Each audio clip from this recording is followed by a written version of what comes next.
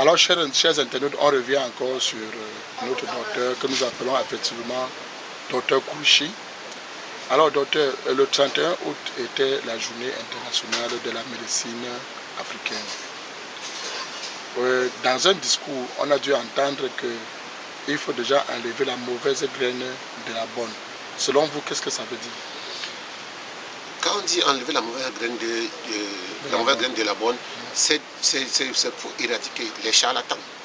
Donc ceux qui sont entrés dans la médecine traditionnelle par la part du gain, qui sont là, qui sont les marchands d'illusions, qui doivent se retirer parce qu'ils n'ont pas la qualité et la faculté de se mettre et de donner des médicaments aux êtres humains qui sont des hommes sensibles. Parce qu'on voit des gens ici, parce qu'ils sont à la part de gain, parce qu'ils ont manqué où aller, ils ont manqué quoi faire, se permettent de tourner de n'importe quoi, des charbons et des herbes de n'importe quelle qualité pour donner aux êtres humains parce qu'ils sont à la quête d'argent. Alors, docteur, pour enlever la mauvaise graine de la bonne, qui a déjà qualité de le faire? Est-ce que c'est vous-même qui êtes médecin, qui pouvez déjà, je veux dire, identifier les mauvaises graines, ou bien c'est l'État? Bon, je dirais ceci. Vous savez, un pays a une constitution, et une constitution a un État. Et dans cet État, il y a des hommes qui travaillent au service de la nation. Et effectivement, on demande aux ces hommes d'État de s'approcher de nous, pour que nous puissions mener nos propres enquêtes, parce que nous sommes seuls à pouvoir détecter et à pouvoir savoir qui est le bon, qui est le mauvais. Et le gouvernement doit comprendre ceci. Eux ne peuvent pas combattre cela sans associer nous, les praticiens. C'est pour ça que depuis les années, nous combattons cela. Et nous voulons que la vérité, la lumière soit faite pour que aussi aujourd'hui, au jour d'aujourd'hui, que le monde soit propre. Alors, docteur, est-ce que de prime abord, on peut reconnaître la mauvaise graine? Elle est un peu délicate. C'est un dossier très sensible. Voilà. Et il faudrait vraiment prendre trop d'éthique pour pouvoir sélectionner. Voilà. Alors, docteur, je voudrais changer la question en disant, vous savez, la population, c'est la population qui en souffre. Parce que les gens se font anarquer par des personnes qui se disent des praticiens, des marabouts et tout le reste. Alors, quel est le conseil que vous donnez donc à cette population lorsqu'ils sont devant un praticien? En principe, d'abord, généralement, aujourd'hui, vous allez comprendre que dans notre société d'aujourd'hui, et depuis l'avènement du temps, nos grands-parents, le vrai praticien n'était pas celui qui faisait la publicité, n'est pas celui qui porte une grande plaque, n'est pas celui qui marche avec des gorilles sur lui, n'est pas celui qui marche avec des grosses chaînes. Le praticien était celui qui était valorisé par le clan, par la société civile. Cela veut dire que la communauté faisait sa publicité. Lorsque un enfant tombait, on dit amenez-le chez tel, parce qu'on connaissait de quoi il était capable. Mais aujourd'hui, vous verrez quelqu'un qui est domicilié ici, demain vous le comprenez qu'il est aidé, après demain vous comprenez qu'il est à Yaoundé, après le lendemain vous comprenez qu'il est à Souza, parce qu'il ne maîtrise pas, parce qu'il est à la poursuite du gain. Celui-là n'est pas un praticien, parce que celui qui connaît ce qu'il fait reste stable et sur place.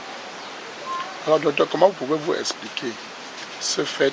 Vous voyez par exemple les bandits de grand chemin qui sont toujours en train d'aller rencontrer, je ne sais pas si c'est pas appelé marabout ou bien charlatan, pour qu'ils leur donnent, n'est-ce pas, des potions magiques qui vont leur permettre à faire bien leur coup. Alors, sur ces cas-là, est-ce que vous avez déjà eu, est-ce que vous êtes au courant que ça existe? Et si vous êtes au courant, comment souvent éviter ça?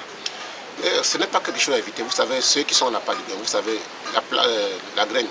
Ou bien, je voulais poser la question de savoir, docteur, est-ce que c'est bien déjà? Vous savez, lorsque votre question elle est vraiment pertinente.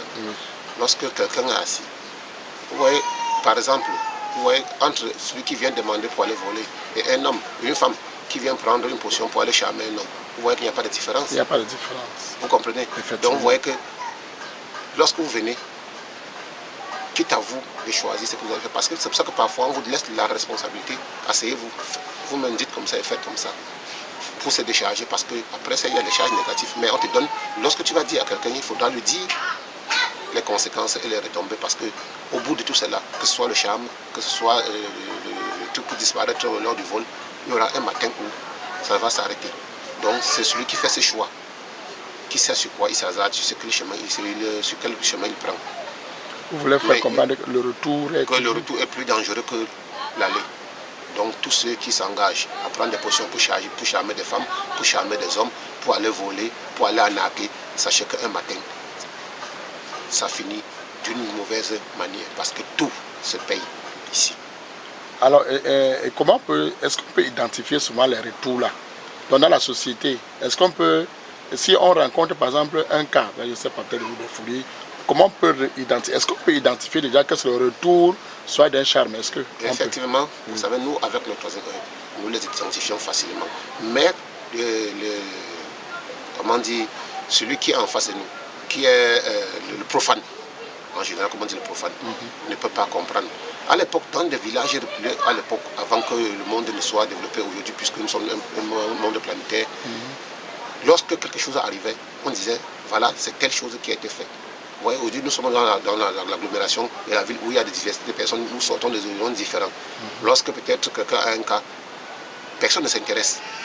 On dit, oh, il est mort, oh, il est fou. Et on en passe, on ne se soucie pas, on ne dit pas que, ok, dans les villages à l'époque, lorsque quelque chose arrivait directement, on savait ce qui se passait. Et on faisait des rites pour directement effacer ça, que ça ne revienne plus dans la famille. Mais aujourd'hui, c'est récurrent, vous voyez, c'est devenu monnaie courante aujourd'hui. Vous allez trouver partout des enfants atteints de la folie ou la démence, comme on dit souvent chez les médecins conventionnels. Mais quand on va aller en retour, on trouvera que c'est le retour. Puisque parfois même, il y a des enfants qui payent le retour de leurs parents. Les enfants qui payent le retour de leurs parents? Oui. Ce que les parents ont eu à faire, et croyant qu'ils étaient épargnés, on dit toujours, même, mais c'était écrit dans la Bible, vous payerai qu'à la 4e génération. Donc, tout le mal que tu peux faire, sache que si tu ne le payes pas, ceux qui viendront à ta lignée payeront pour effacer cet affront. C'est pour ça que dans l'époque, quand moi j'ai grandi avec les parents, que je me base de leurs conseils et de leurs éducations pour pouvoir faire ce que je fais aujourd'hui.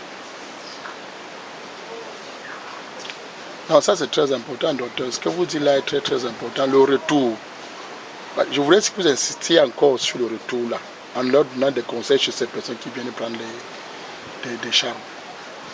On dira à cette personne de faire très très attention parce que les filtres, comme ils l'ont appelé en français courant, le charme est très très dangereux puisque tu peux prendre le charme pour voler, tu peux prendre le charme pour parler à quelqu'un pour le dépouiller, tu peux prendre le charme pour faire qu'une femme te suive ou qu'un homme te suive, tu peux prendre le charme pour amadouer toute une foule, mais un matin tu serais lancé des pieds.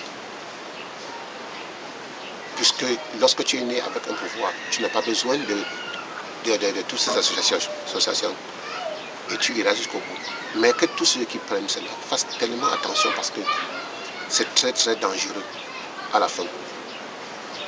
Puisque c'est